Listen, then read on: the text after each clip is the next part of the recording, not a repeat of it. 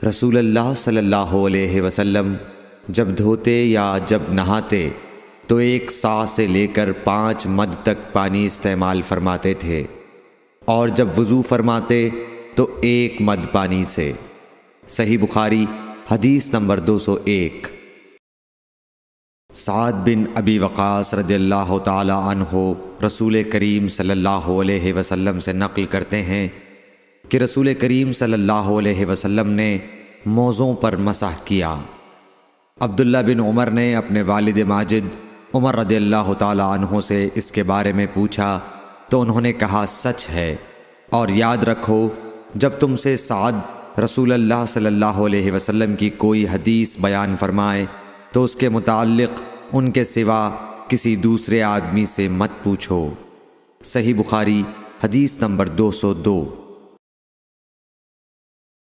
ایک دفعہ آپ صلی اللہ علیہ وسلم رفع حاجت کے لیے باہر گئے تو مغیرہ پانی کا ایک برتن لے کر آپ کے پیچھے گئے۔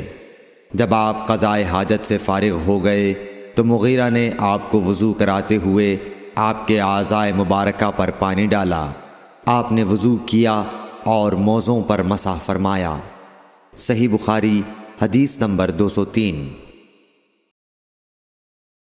جعفر بن عمرو بن امیہ زمری کو ان کے باپ نے خبر دی کہ انہوں نے رسول کریم صلی اللہ علیہ وسلم کو موزوں پر مسح کرتے ہوئے دیکھا۔ صحیح بخاری حدیث نمبر 204۔